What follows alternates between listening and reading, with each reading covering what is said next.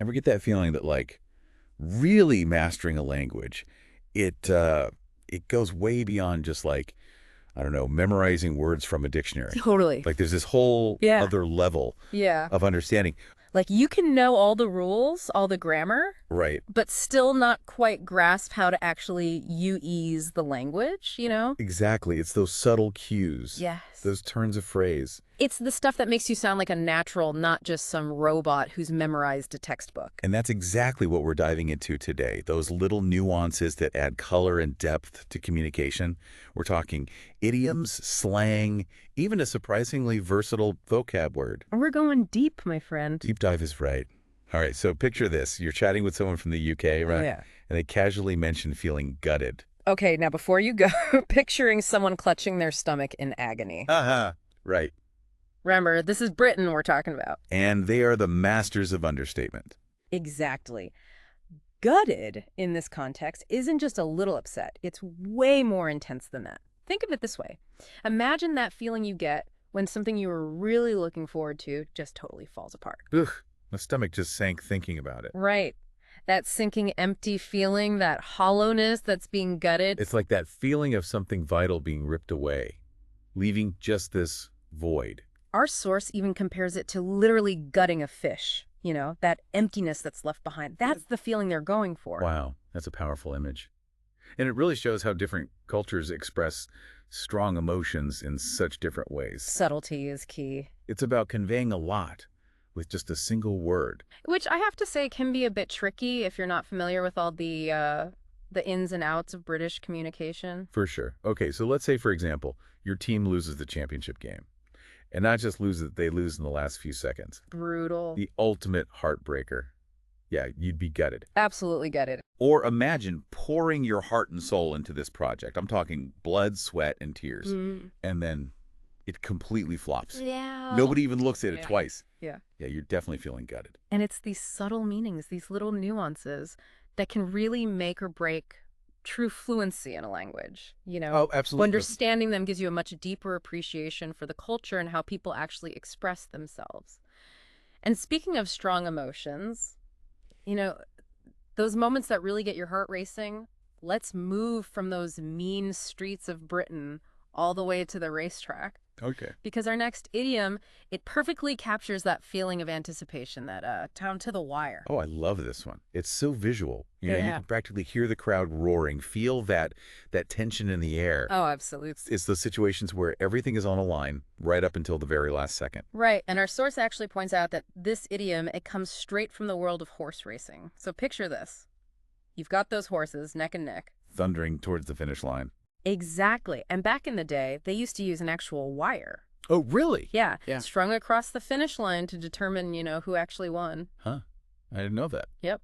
So when a race was down to the wire, it meant it was too close to call, like a photo finish. It's incredible how these phrases we use every day can have such like a rich history behind them. Oh, I know. It's fascinating. But the thing is, you don't have to be a jockey to experience these down-to-the-wire moments. I mean, think about it. A project deadline you're scrambling to meet. Been there?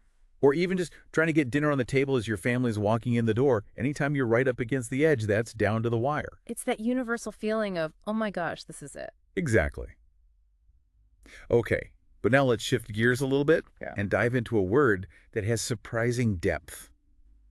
And I mean that both literally and figuratively. You ready for this? Fathom. Fathom. I like it. It's such a great word. And it's amazing how it can be both a noun and a verb, and it still has this depth of understanding baked into it. Yeah. You know? What's really interesting is that the original meaning of fathom is actually, well, it's literal. Really? Yeah.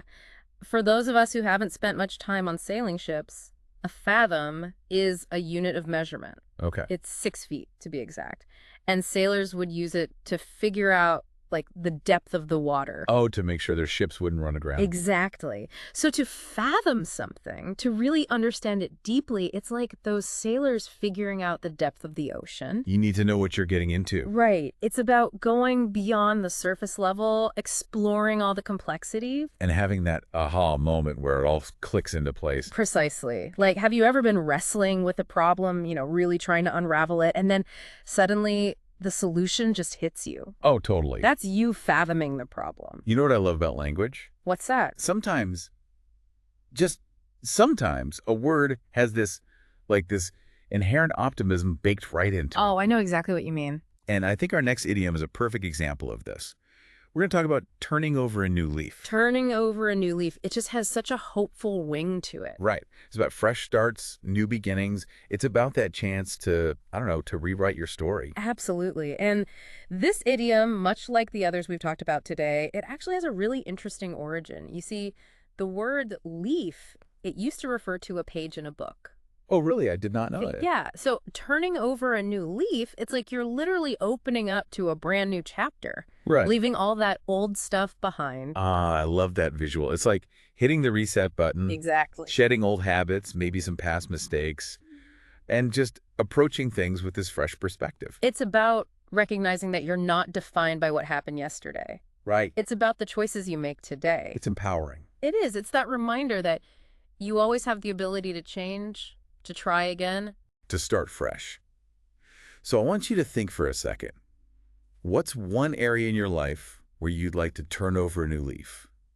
Maybe it's finally sticking to that workout routine, Oh, that's a good one. or finally tackling that pile of paperwork that's been sitting on your desk for, well, We've all been there. or maybe it's something a little less tangible, Okay, like like maybe making a conscious effort to just be more present with loved ones, being more mindful. I like it. or finally letting go of a grudge that you've been holding on to. Ooh, yeah, those grudges can really weigh you down. Exactly.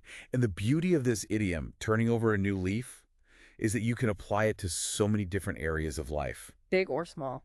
It's just this great reminder that every single day is a new opportunity for a fresh start, I love that. the chance to write that new chapter. And who knows, maybe add a little more linguistic flair to your story while you're at it. Absolutely. And there you have it. We journeyed from the streets of Britain to those heart-pounding racetracks, Uncovering hidden meanings. exploring those subtle nuances that make language so fascinating. We saw how a single word, gutted, can tell us so much about a culture. And how a horse race gave birth to an idiom we still use today. And who knew that a sailor's tool for measuring the ocean's depth could become such a powerful metaphor for understanding? It's all connected. So remember, keep your ears open for those interesting turns of phrase, those words that make you stop and think. Because you never know when you'll stumble upon your new favorite idiom. Happy exploring, everyone. Until next time.